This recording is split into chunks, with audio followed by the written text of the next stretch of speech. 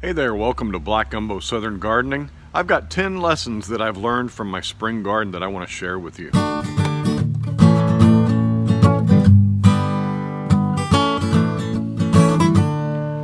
Well, it's summertime in earnest. It's very, very hot. We've had tons and tons of rain. And my spring garden is, a lot of it's coming to an end. My tomatoes are pretty much winding down. I'm going to be taking them out pretty soon. My peppers are still producing. The eggplant is still producing. But yeah, my spring really taught me a lot. I want to talk about 10 things I've learned from my spring garden. I believe we should always be learning, we should always be open to correction, and we should always be open to new techniques, and we should always keep a record of what our garden has done so that we can learn, so that we can not make the same mistakes, or when we discover something that's good, we can practice that again. So let's get into it. The first thing I learned this year was that the single string trellis method really works well. It worked out well for me this year. I have fallen down on pruning my tomatoes and shifting them down because, well, they've pretty much started to give up on production. But this method worked wonders. I set up this trellis system based on Josh Sattin's Trellis to Make You Jealous, and man, it's been really good. It allowed me to grow my vines virtually indefinitely long. So these tomato plants, I prune them to a single vine, take off all the suckers as they come up, and clip them to the string. And as they grow longer and taller than the trellis, I can literally take the hook off, move the thing down the trellis, and let out more string and clip the plant, let it grow. And so this has been really productive for me this year, and I'm going to do this again. I really like it. I think it is a way to keep disease to a minimum. It really helps keep the plant up off the ground and the leaves away from the soil. Yeah, the single string trellis method worked wonders. I will do it again. The second lesson I learned that this year, with regard to my tomatoes, my hybrids way outperformed my heirlooms. I checked, when I was ordering my seeds, I checked to make sure that the hybrids I ordered were heat tolerant, at least a little bit, disease resistant, and that really proved to be the case. I had some hybrid tomatoes mixed in with my, I had some heirloom tomatoes mixed in with my hybrids, and my hybrids are still growing. If I let those go, I don't know how long they're going to grow. They've kind of slowed down on producing fruit, and all the rain has caused all my fruit that's currently out there to split and crack. So we're kind of at a loss with those, but they really performed well. They've been disease resistant. I had a virus in there, I had wilt, I had all kinds of bacterial and fungal diseases on my heirlooms, but my hybrids, man, they pulled through like a champ. So I'm gonna look into hybrids a little more in the future. I've grown hybrid tomatoes this year. I've grown hybrid peppers this year. My cayenne peppers are hybrid peppers, and man, they're huge, they're enormous, and they taste really good. They've done really well. So I think I'm gonna grow more hybrids in the future. Give them a try. The third lesson I've learned, and I already knew this, but we had a harsh freeze this year that kind of derailed things, but I need to plant earlier in the spring to beat the pests like vine borers, especially with my squashes. I need to plant early enough to get a good harvest before the vine borers show up. They tend to show up about mid-season, so if I can kind of push back before my average last frost date and put my squash out earlier, I'm risking a freeze. I'm risking frost coming in and killing them. But if that frost doesn't happen, well, I'm gonna get a harvest of squash even with vine borers around. And man, I had vine borer pressure this year, and I still have vine borer pressure this year.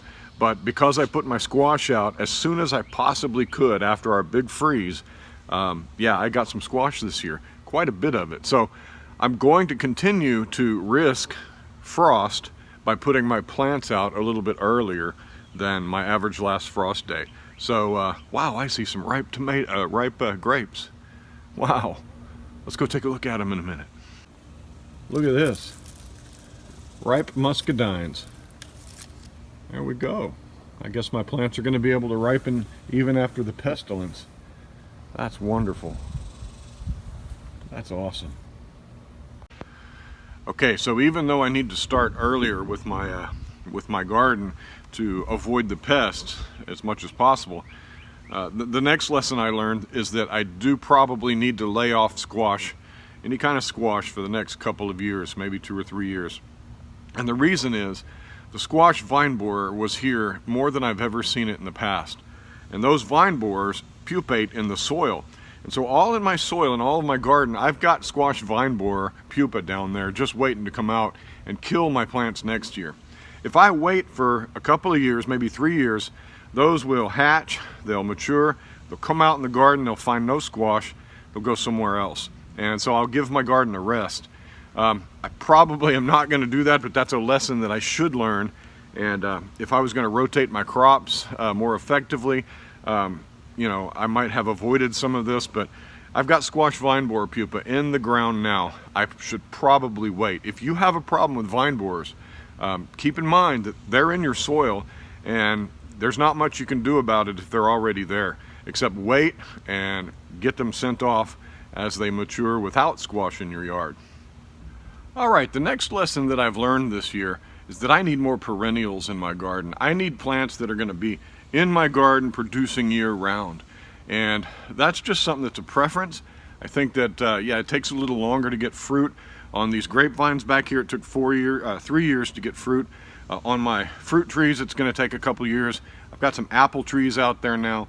I've got some blackberry bushes that are growing now. It's going to take a year or two for those to fruit, but I need more of that. I need more plant and forget type crops, you know, things that you can plant and just prune them up once a year and they give you fruit, they give you food.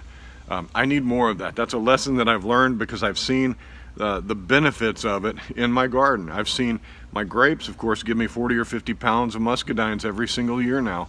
And well, I need more plants like that. An annual garden bed is fun, it's great. That's how you get a lot of diversity.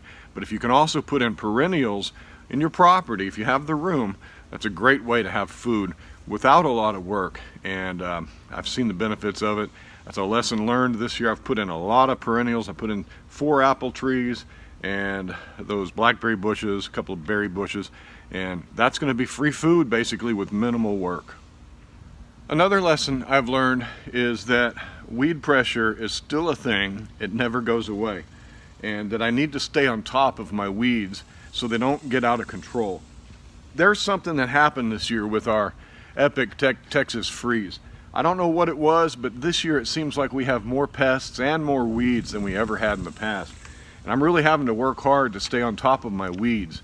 I've had a resurgence of nutsedge in my beds, and nutsedge is one of those weeds that just annoys me because it travels underground as a network of rhizomes, and they punch up just about everywhere, and they're hard to get rid of. I do have a way to get rid of nutsedge that I've published on my website before using molasses, agricultural molasses, and that worked to knock back the nutsedge, at least for a few years. It's been 3 years since we did that. Well, now it's starting to get a foothold again all throughout my yard. And the rains, the constant rains, it has been raining here for weeks and weeks and weeks. The ground has been mushy. That's the perfect environment for nutsedge.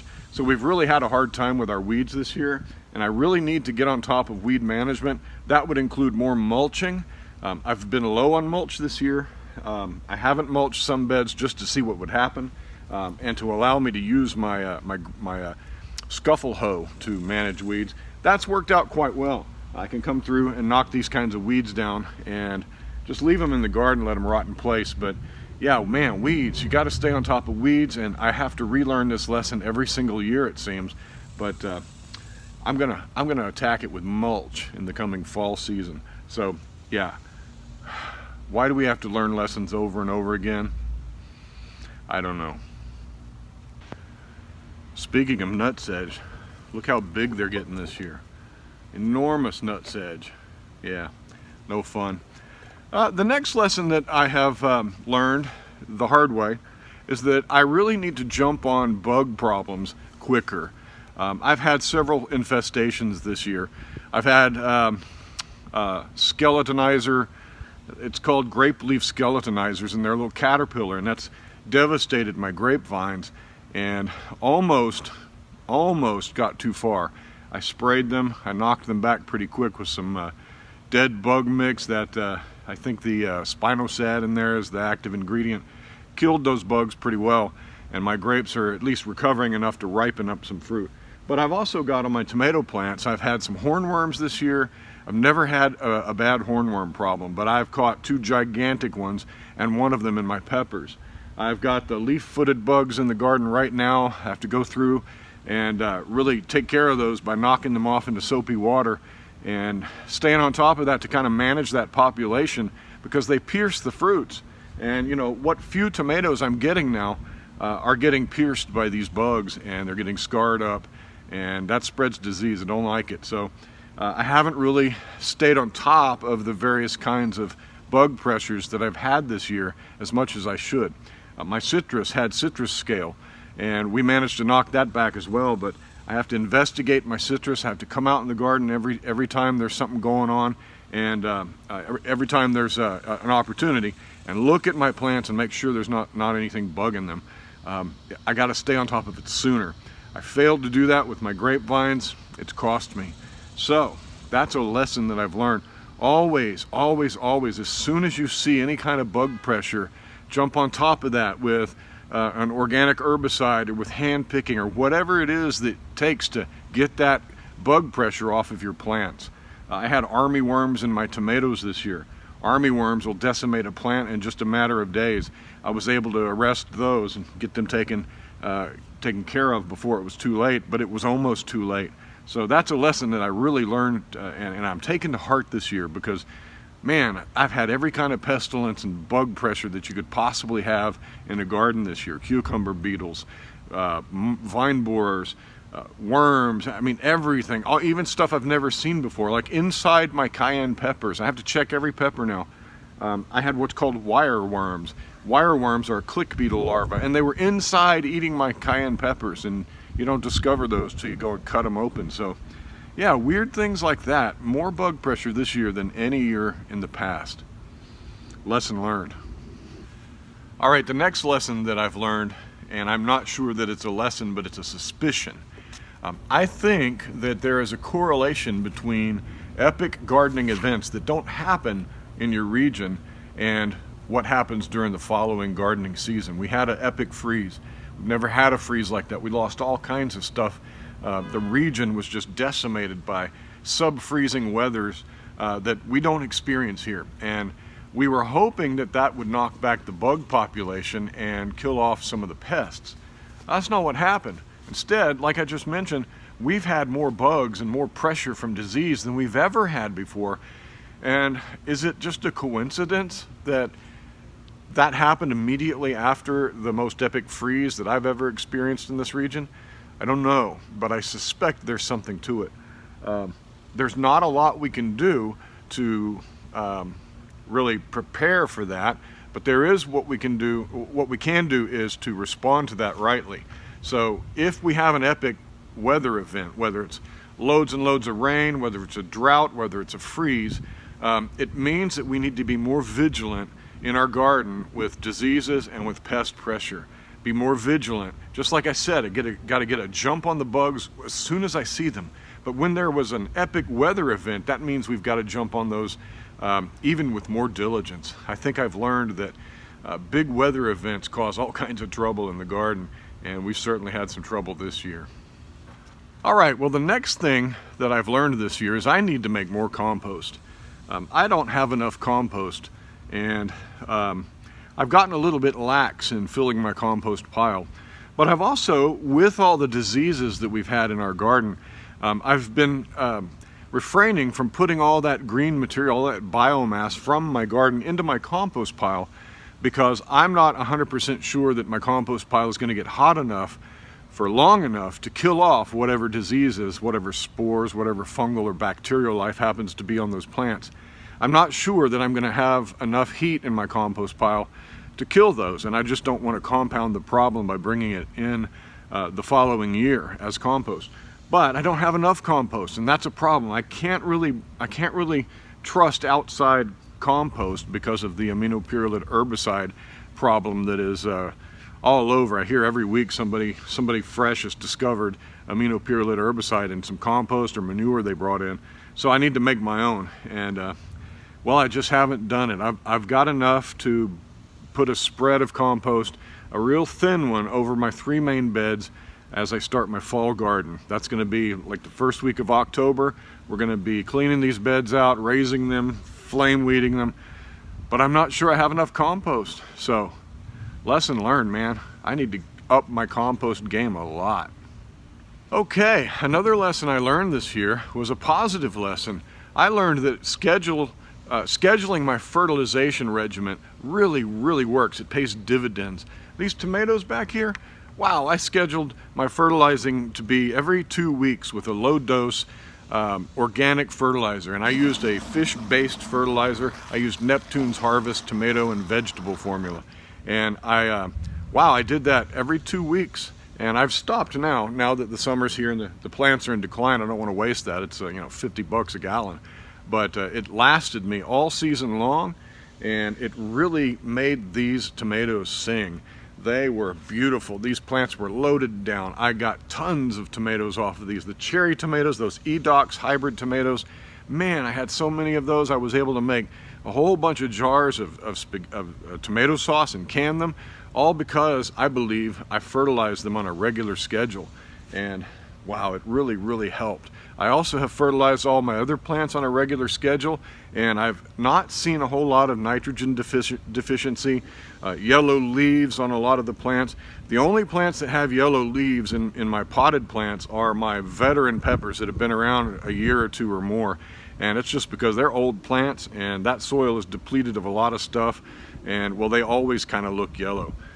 But man, fertilizing on a schedule, it really worked. What I did was I set myself an alarm in Google Calendar, and every 2 weeks I got a notification on my phone to go fertilize my plants. That really helped because it's so easy to forget. What I used to do in the past was I'd fertilize, I'd write the date that I fertilized with a Sharpie on the fertilizer container, and that would mean 2 weeks later or 3 weeks later, whatever your schedule is, you go and water with fertilizer again.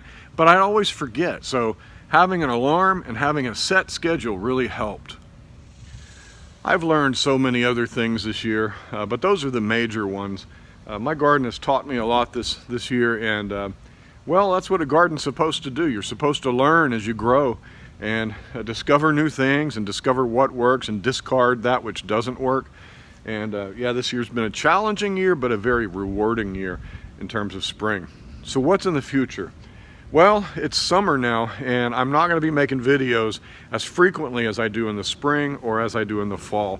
It's just too hot, and there's not a lot going on. I will keep at least one video a week, sometimes more, hopefully more, but as it is right now, between dodging all the rain, I mean, you can hear thunder off in the distance. There's a gigantic thunderhead forming right above us. Yeah, with all the rain and with the heat, it's just, there's not a lot going on out here. My peppers are maturing and giving me fruit. I am going to do a video that reviews my 3 kinds of bird peppers. When I say bird peppers, they're plants in which the peppers stand upright. So I've got Tabasco, I've got ají charapita, and I have chili tepin. All of those are bird-style peppers. They stand up, they want the birds to eat them. When I say bird pepper, you can see that all of these Tabasco peppers are pointing upward. This is a sign that our Creator has designed this plant to attract birds. They're hot and spicy. It's to deter mammals from eating them, but birds don't have the receptors that register heat, and so the birds are to eat these peppers and poop them out, the seeds, and spread them around that way. Well, they're hot, they're spicy, and I've been harvesting a whole lot. So I'm going to review those plants and those peppers, and I might even taste them for you. I don't know, man. That's dangerous. But yeah, we're going to do that in the future. We're going to have a few gardening question and answers coming up, so if you've got questions that you'd like me to answer, I can't promise I'll get yours, but I'll try if it's a good question, and if I can answer it, leave your comments below and let me know what you have in terms of questions. So yeah, that's what's coming up, and we'll start our fall gardening in earnest. Maybe mid-August we'll start some seeds indoors so that we can put them out in October, but I'm going to do a whole fall garden. And fall gardening is my favorite, but we still have to get through summer. All right, real quick, there is a way that you can help support this channel. Some of you have asked me if I have a Patreon or if I have an Amazon storefront. I don't have either of those, but I have entered into a relationship, an affiliation with a company that I think you'll like. Seeds for Generations. I've purchased their seeds before. I vouch for them. They are a family-run business. I mean, when you get your seed packs from Seeds for Generations, you can be sure that the kids and the family there, they packed them, they grew them. Good company. I really love Jason over there at Seeds for Generations, and I think you will too. So go check them out.